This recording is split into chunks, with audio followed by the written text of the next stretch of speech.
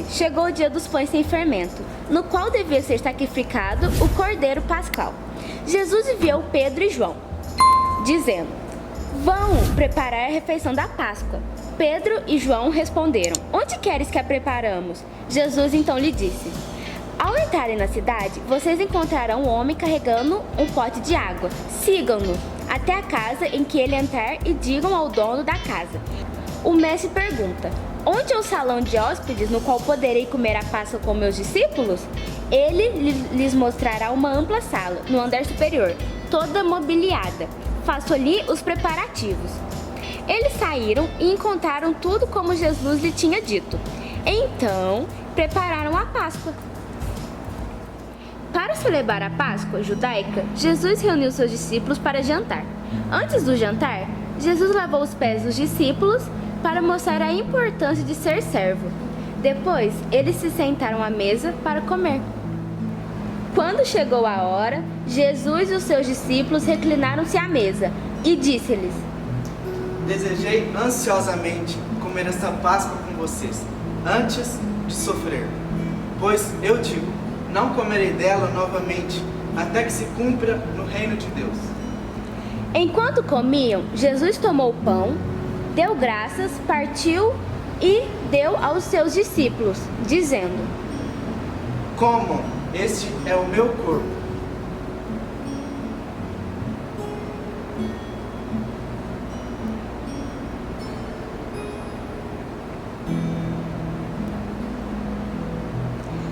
Em seguida, tomou o cálice, deu graças e o ofereceu aos seus discípulos, dizendo: bebam dele, todos vocês.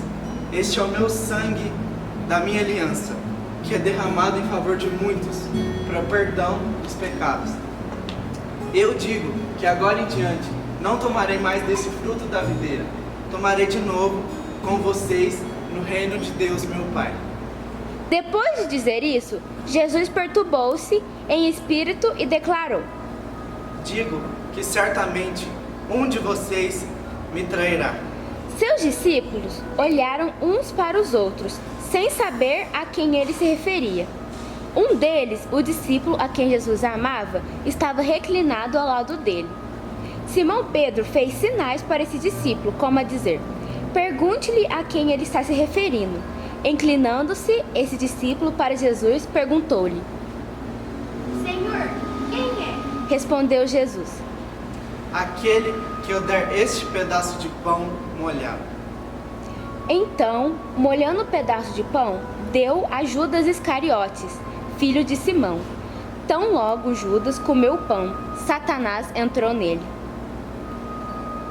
O que está para fazer? Faça depressa! Mas ninguém à mesa entendeu por que Jesus lhe disse isso, visto que Judas era o encarregado do dinheiro. Alguns pensaram que Jesus estava lhe dizendo que comprasse o necessário para a festa, ou que desse algo aos pobres. Logo pela manhã, entraram em conselho os principais sacerdotes. Emaniatando Jesus, levaram-no e entregaram a Pilatos. Então és tu o rei dos judeus? Tu que dizes? Os principais sacerdotes fizeram-lhe muitas acusações.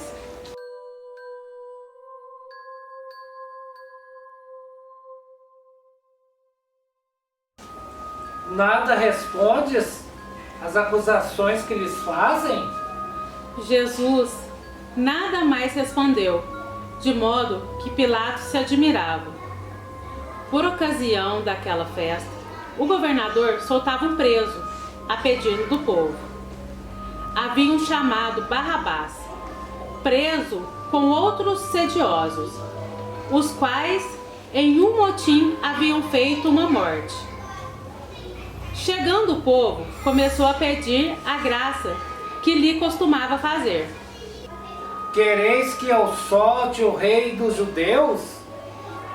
Solte Barrabás! Solte Barrabás! Pois ele percebia que por inveja os principais sacerdotes o haviam entregado. Mas estes instigavam a multidão, para que Pilatos lhe soltasse antes a Barrabás. Que farei então daquele que chamais o rei dos judeus? Crucifique-o! Crucifique-o! Pois que mal ele fez? Crucifique-o! Crucifique-o! Pilatos, querendo contentar a multidão, soltou a Barrabás.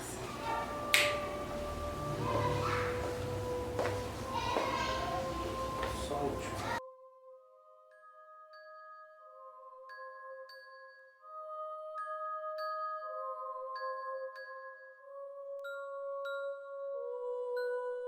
E depois de mandar açoitar a Jesus, entregou para a crucificação.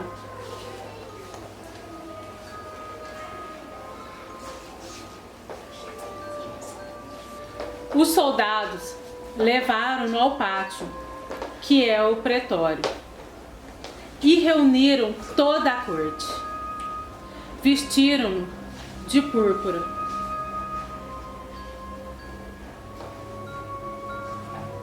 e puseram-lhe na cabeça uma coroa de espinhos que eles haviam tecido, e começaram a saudá-lo. Salve o rei dos judeus! Salve o rei dos judeus! Daram-lhe uma cana na cabeça, cuspiam nele e, ajoelhando-se, prestaram-lhe uma homenagem.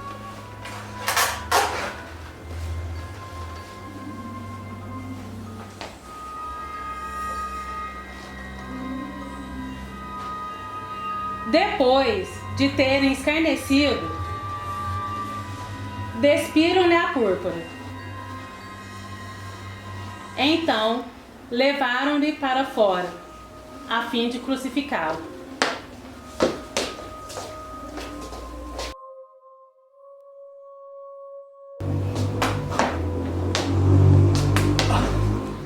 Obrigaram a Simão Cirineu, pai de Alexandre e de Rufo, que passava vindo do campo, a carregar a cruz de Jesus.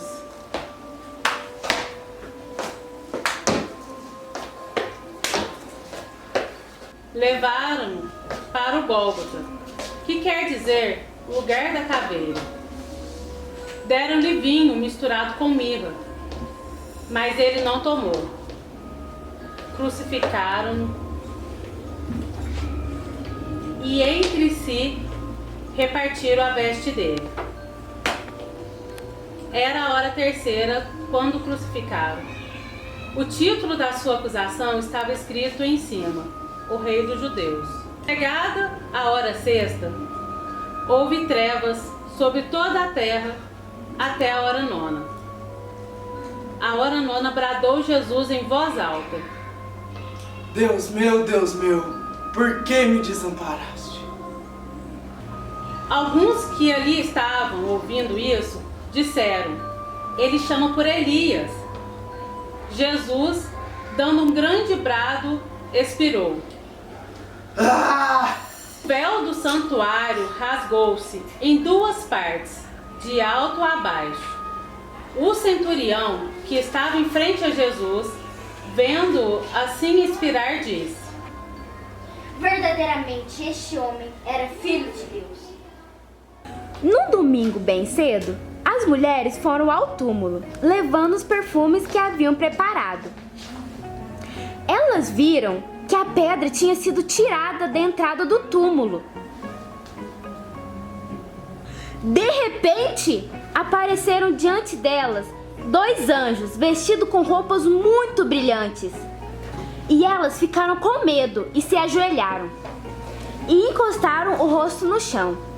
Então os anjos disseram a elas: Por que é que vós estão procurando entre os mortos quem está vivo? Ele não está aqui, mas foi ressuscitado. Lembrem que, quando ele estava na Galileia, ele disse a vocês: o Filho do Homem precisa ser entregue aos pecadores. Ele precisa ser crucificado e precisa ressuscitar no 3º dia. Então as mulheres lembraram das palavras dele. E quando voltaram do túmulo, contaram tudo isso aos apóstolos e a todos os outros. Essas mulheres eram Maria Madalena e Maria, mãe de Tiago. Elas contaram tudo isso aos discípulos, mas eles acharam que as mulheres estavam dizendo era tolice e não acreditaram. Porém, Pedro se levantou e correu para o túmulo. Abaixou-se para olhar e viu somente os lençóis de linho e nada mais. Aí voltou para casa, admirado com o que havia acontecido.